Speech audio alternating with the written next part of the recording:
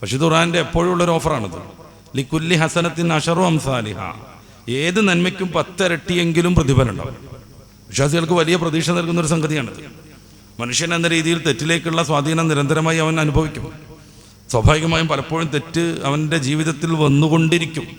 വരണമെന്നല്ല, വരാം.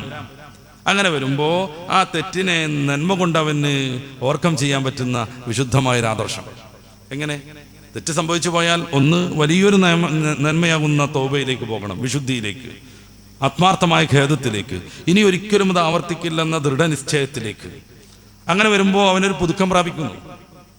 അതുകൊണ്ടാണ് അത്തരം വ്യക്തികൾക്ക് അതുവരെ ചെയ്ത തിന്മകൾ നന്മയാക്കി മാറ്റുമെന്ന് 25-ാം അധ്യായം സൂറത്തുൽ ഫുർഖാനിന്റെ 70-ാമത്തെ വാക്യത്തിൽ അള്ളാഹു പറയുന്നത്. കാരണം അത്രമേൽ അവൻ്റെ ജീവിതം പിന്നീട് മാറുകയാണ്. ഇനി ഒരിക്കലും അതിലേക്ക് പോകില്ലെന്ന് ദൃഢമായി പ്രതിജ്ഞ എടുക്കുകയാണ്. അതോടുകൂടി ആ വിശ്വാസിയിൽ പുതിയ ചിന്തകൾ ഉദിക്കുന്നു, പൂർണ്ണമായും അവൻ പുതുക്കം പ്രാപിക്കുന്നു. ഒന്ന്. രണ്ടാമത്തതായി, തെറ്റ് ചെയ്തു പോയ ആൾ തൗബയിലേക്ക് കടന്നു വരുന്നതോടുകൂടെ പിന്നീട് അവൻ്റെ ജീവിതം സംശുദ്ധമാകുന്നു. ഇത്തരം നല്ല ആദർശത്തിലേക്കും ആശയത്തിലേക്കും വിശുദ്ധമായ ജീവിതത്തിലേക്കും മാറുന്നതോടുകൂടെ അവൻ പടച്ച റബ്ബിനോട് അടുത്തവനായിത്തീരുന്നു.